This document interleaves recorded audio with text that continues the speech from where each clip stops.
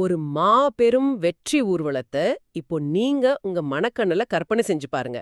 அதாவது ஒரு மிகப்பெரிய ராஜாவோட ஊர்வலம். ஆமா, பொதுவா ஒரு பெரிய வெற்றியாளரோ இல்ல ஒரு நாட்டின் ராஜாவோ ஊருக்குள்ள நுழையும் போது அந்த வரவேற்பு எப்படி இருக்கும்? பொதுவா வானத்தை அதிர வைக்கிற போர் விமானங்களோட அணிவகுப்பு, இல்லனா முழங்குற வாத்தியங்கள், குதிரைப்படைகள் இப்படிதான் இருக்கும். கரெக்ட். இன்னைக்கு இருக்கிற காலகட்டமா இருந்தா எப்படி சொல்றது, துப்பாக்கி ஆந்திய பாதுகாப்போட விலைமதிப்பற்ற கார்கள் அணிவகுத்து வரோம் இல்லையா? மனிதர்களாகிய நமக்கு வெற்றிய இப்படி பிரம்மாண்டமான பௌதீக அடையாளங்களோட கொண்டாடுறது தான் தொன்று தொட்டு வர வழக்கம். ஆமா, அது நம்ம இயல்பு. ஆனா இப்போ நீங்க கொஞ்சம் வித்தியாசமா கற்பனை செஞ்சு பாருங்க. அந்த பிரம்மாண்டமான வரவேற்பு அப்படியே இருக்கு, மக்கள் கூட்டமும் பல்லாயிரக்கணக்கில் இருக்கு, காத பிழக்கிற ஆரவாரமும் இருக்கு. ஆனா அந்த ராஜா ஒரு குதிரையிலயோ இல்ல ஒரு தேர்லயோ வராம ஒரு சாதாரணமான கழுதைக்குட்டியின் மேல உட்கார்ந்து வராருன்னு கற்பனை செஞ்சு பாருங்க. இது எப்படி சொல்றது, ஒரு மிகப்பெரிய வரலாற்று முரண்பாடு. உண்மையிலே இது ஒரு மிகப்பெரிய ஆச்சரியம்தான். கண்டிப்பா. இப்போ இன்னைக்கு நம்ம மேஜையில பாத்தீங்கன்னா வரலாற்று ஆய்வுக் கட்டுரைகள், முதல் நூற்றாண்டை சேர்ந்த இறையியல் ஆவணங்கள், அது மட்டும் இல்லாம தற்கால தமிழ்நாட்டின் சபைகள் குறித்த சமூகவியல் தரவுகள்னு ஒரு பெரிய ஆதாரங்களோட தொகுப்பு இருக்கு. ஒரு மிகப்பெரிய டேட்டா செட் இருக்கு நம்ம கிட்ட. ஆமாம். இதையெல்லாம் ஒன்னா இணைத்து ஒரு ஆழமான அலசலை நாம இன்னைக்கு மேற்கொள்ள போறோம். கிறிஸ்தவ வரலாற்றுல மிக முக்கியமான நாளான, அதாவது குருத்தொலை ஞாயிறு, பாம் சண்டே பத்தியும் அதுக்கு பின்னாடி ஒளிஞ்சிருக்கிற சமூக மற்றும் உளவியல் முரண்பாடுகள் பத்தியும் தான் நம்ம ஆராய போறோம். ரைட். உலகெங்கிலும் உள்ள பல பாரம்பரிய சபைகள் இந்த நாளை மிக விமரிசையா கொண்டாடுறப்போ, தமிழ்நாட்டுல உள்ள சில பெந்துகோஸ்தே சபைகள் கைகள்ல குருத்தோலை ஏந்திர இந்த வழக்கத்தை ஏன் பின்பற்றுவதில்லை? இத தரவுகளின் அடிப்படையில புரிஞ்சுக்கிறது தான் நம்ம நோக்கம். கண்டிப்பா. ஆனா இந்த தரவுகளை நாம ஆராய தொடங்குறதுக்கு முன்னாடி ஒரு விஷயத்த மிக தெளிவா வரையறுத்திடலாம். சொல்லுங்க. அதாவது எந்த ஒரு தரப்பையோ எந்த ஒரு தனிப்பட்ட நம்பிக்கையோ நாம ஆதரிக்கவோ இல்ல விமர்சிக்கவோ இல்ல. அது ரொம்ப முக்கியம். ஆமா, ஒரு குறிப்பிட்ட வரலாற்று நிகழ்வை வெவ்வேறு தரப்பினர் அவங்க இறையியல் மற்றும் உளவியல் பின்னணியில எப்படி பாக்குறாங்க அப்படிங்கறத மட்டும்தான் நடுநிலையா நம்ம அலச போறோம். கரெக்ட். சரி, இத கொஞ்சம் விரிவாக பிரித்து பார்க்கலாம். முதல் நூற்றாண்டுல நடந்த அந்த எருசலேம் பயணத்தை நம்ம எப்படி புரிஞ்சுக்கிறது?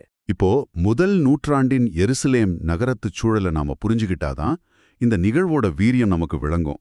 அந்த காலகட்டத்துல பாத்தீங்கன்னா இஸ்ரவேல் தேசம் ரோமம் பேரரசோட இரும்பு கரங்களுக்குள்ள சிக்கியிருந்தது. ஆமா, கடுமையான வரிச்சுமை.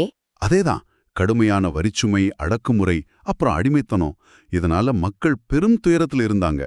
தங்களை இந்த அரசியல் மற்றும் சமூக அடிமைத்தனத்திலிருந்து மீட்க ஒரு வலிமையான ராஜா வருவான், ஒரு மாபெரும் போர் வீரன் வருவான்னு அந்த மக்கள் மிகப்பெரிய எதிர்பார்ப்புல காத்துக்கிட்டு இருந்தாங்க.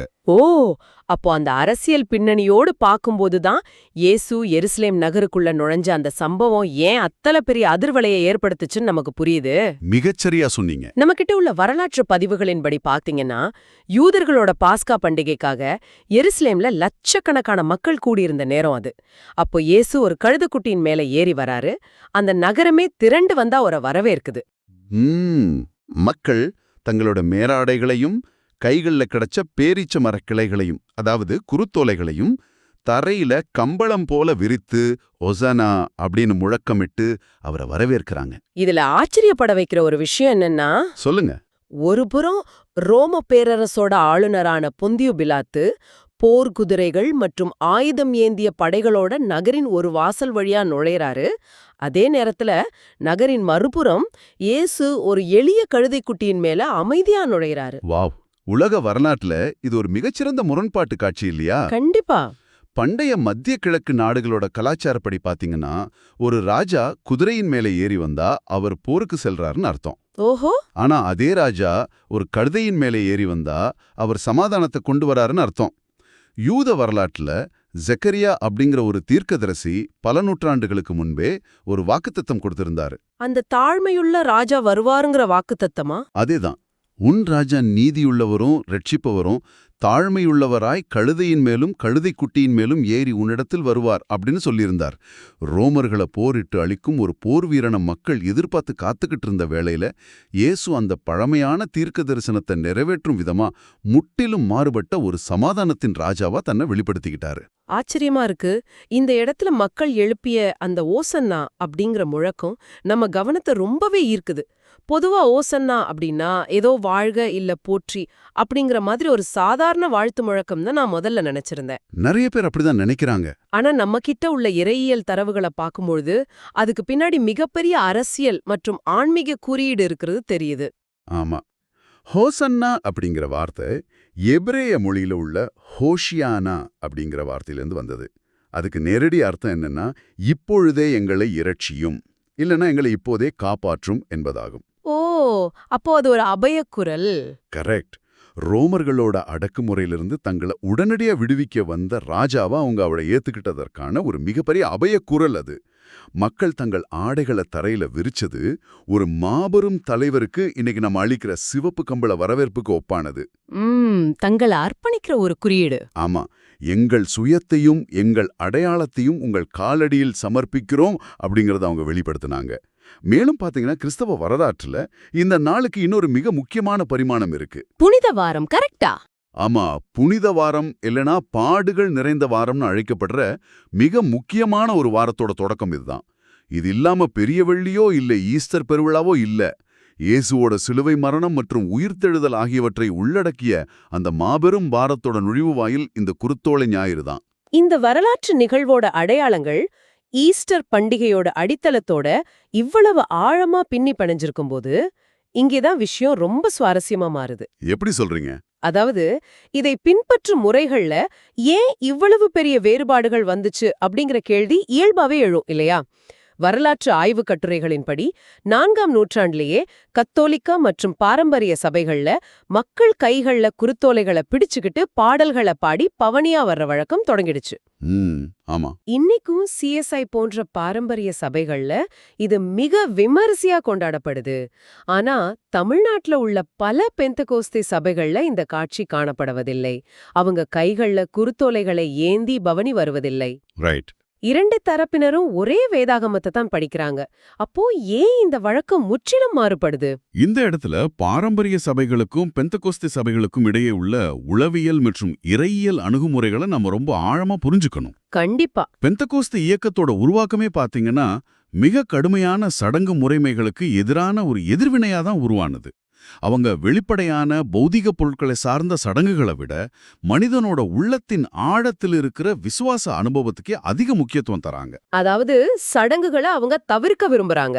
ஆமா, ஒரு குறிப்பிட்ட நாள்ல கையில குருத்தோலைய பிடிச்சுக்கிட்டு வீதிகள்ல நடக்கிறது காலப்போக்குல அதற்கான உண்மையான அர்த்தத்தை இழந்து வெறும் ஒரு சடங்கா மாறிடும் அப்படிங்கிற ஒரு ஆழமான எச்சரிக்கை உணர்வு அவன்கிட்ட இருக்கு. வெற்று சடங்கா மாறிடக்கூடாதுங்கிற கவலை. அதேதான். பக்திங்கிறது கைகள்ல ஏந்திர பொருட்கள்ல இல்ல, அது இதயத்தின் ஆழத்துல எந்தவிதமான பௌதிக பொருட்களின் துணையும் இன்றி எழ வேண்டும்னு அவங்க உறுதியா நம்புறாங்க.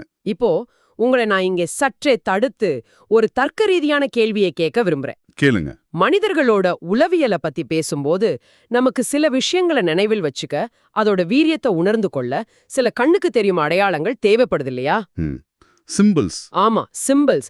ஒரு தேசத்தோட உணர்வை ஒன்றிணைக்கும் தேசிய கொடியா இருக்கட்டும், இல்ல திருமணத்தின் போது ஒருவருக்கொருவர் அணிந்து கொள்ளும் மோதிரமா இருக்கட்டும், இதெல்லாம் வெறும் உயிரற்ற பொருட்கள் இல்லையே, அவை ஆழமான உணர்வுகளோட வெளிப்பாடு. உண்மைதான்.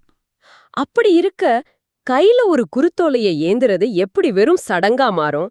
அந்த அடையாளங்கள் அந்த வரலாற்று நிகழ்வின் மீதான நம்ம புரிதலை ஆழமாக்குவதற்கு பதிலா கவனத்தை சிதறடிக்குதுன்னு பெந்தகோஸ்தே சபையினர் ஏன் கருதுறாங்க? இது ரொம்ப நல்ல கேள்வி. அடையாளங்கள் மனிதர்களுக்கு தேவைதான் அப்படிங்கறத பெந்தகோஸ்தே சபையினரும் மறுக்க மாட்டாங்க. ஆனா அந்த பௌதீக அடையாளங்களே காலப்போக்குல வழிபாட்டோட மையமா மாறிவிடக் கூடாதுங்கிறதுல அவங்க ரொம்ப கவனமா இருக்காங்க. ஓ, மையமா மாறிடக்கூடாது. ஆமா, இப்ப நீங்க சொன்ன திருமண மோதிரத்தையும் உதாரணமா எடுத்துக்குவோம். ஒரு கட்டத்துல மோதிரத்தின் மீதான கவனம் திருமண உறவின் மீதான அன்பை விட அதிகமாயிட்டா அது எவ்வளவு அபத்தமோ அப்படிதான் வழிபாட்டிலும் பொருட்களுக்கு அதிக முக்கியத்துவம் கொடுக்க கூடாதுன்னு அவங்க கருதுறாங்க. ரைட், இப்ப புரியுது.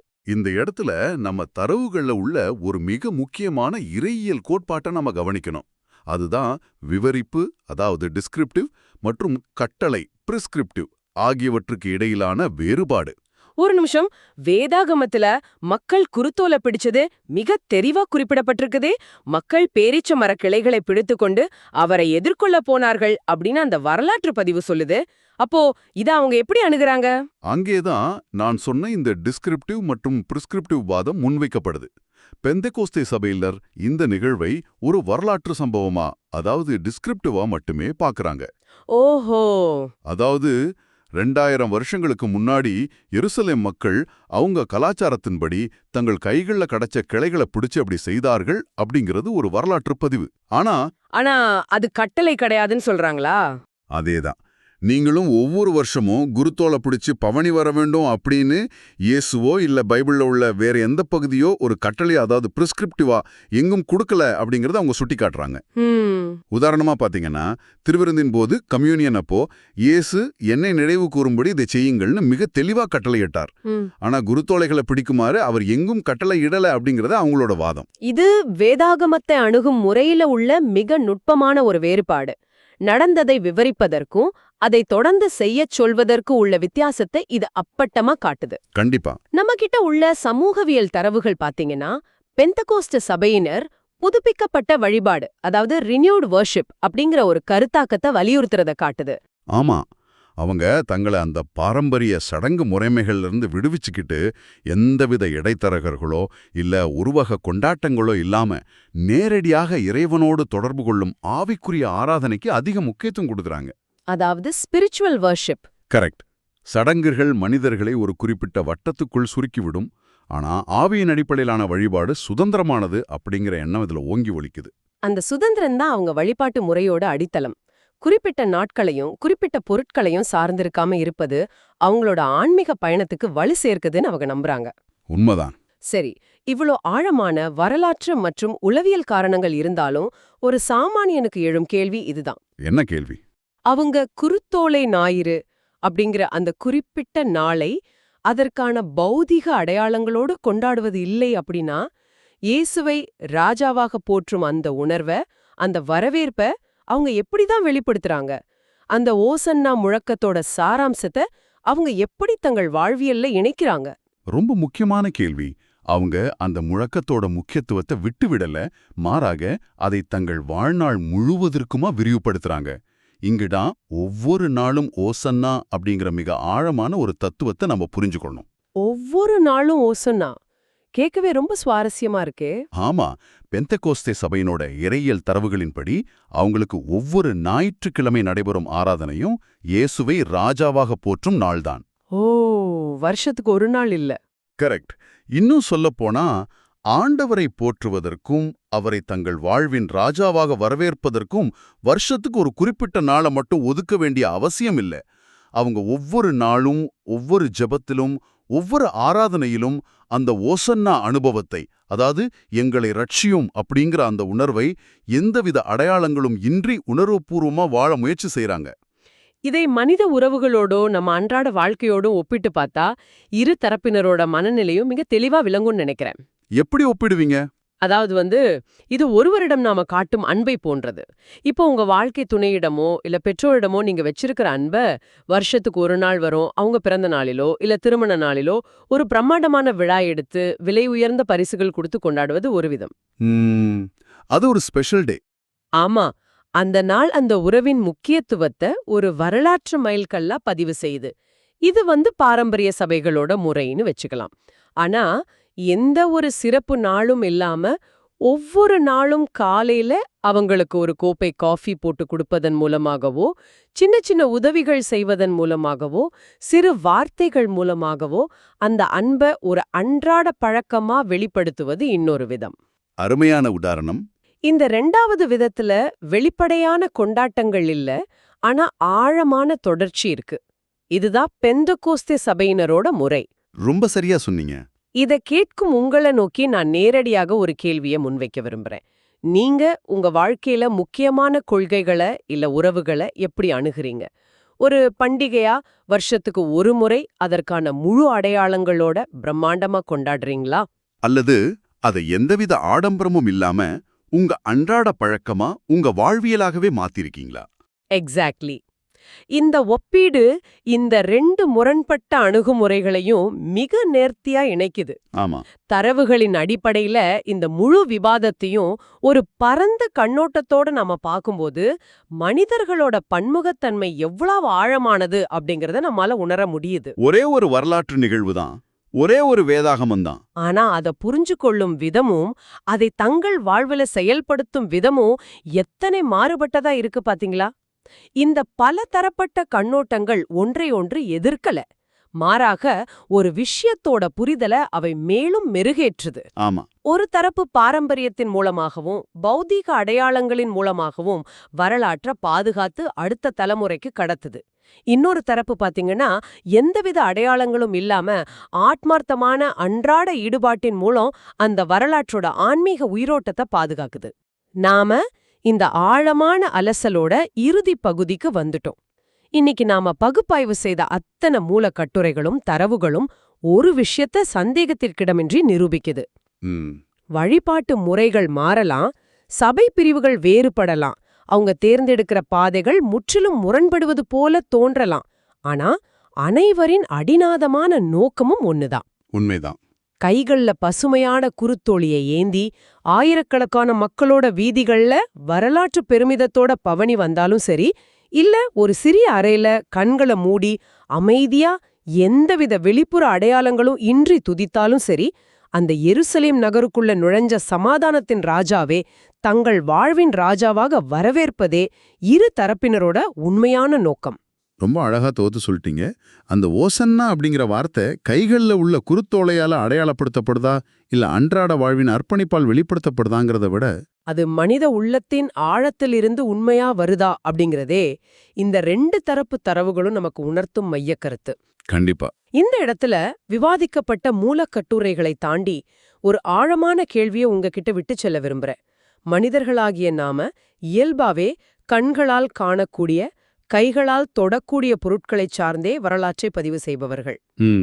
ஒருவேளை நம்முடைய நம்பிக்கைகள், பண்பாடு மற்றும் வரலாற்றிலிருந்து இது போன்ற கண்ணுக்கு தெரியும் சடங்குகளையும் நினைவு சின்னங்களையும் அடையாளங்களையும் நாம முற்றிலுமாக நீக்கிவிட்டால் எதிர்கால தலைமுறையினருக்கு அந்த வரலாற்றை அதோட வீரியம் குறையாம கடத்துவது கடினமாகிவிடுமா? உருவகங்களும் அடையாளங்களும் இல்லாமல் மனித வரலாறு நிலைத்திருக்குமா? ஆழமான கேள்வி. அல்லது எந்தவித பௌதீக பொருட்களின் துணையும் இல்லாம அது மனிதர்களின் மனதை மேலும் ஒரு தூய்மையான ஆழமான அறிவு நிலைக்கும் புரிதலுக்கும் உயர்த்துமா? இத பற்றி சிந்தித்து பாருங்கள். கண்டிப்பா எல்லாரும் யோசிக்க வேண்டிய விஷயம் இது. இவ்வளவு நேரம் எங்களுடன் இணைந்து இந்த வரலாற்று சம்பவத்தையும் அதோட பின்னணியில உள்ள மாறுபட்ட சமூக மற்றும் உளவியல் தரவுகளையும் ஆராய்ந்ததற்கு மிக்க நன்றி. மீண்டும் ஒரு சுவாரஸ்யமான தலைப்போடு சந்திப்போம். அதுவரை தொடர்ந்து சிந்திப்போம், கற்போம். விடைபெறுகிறோம். நன்றி.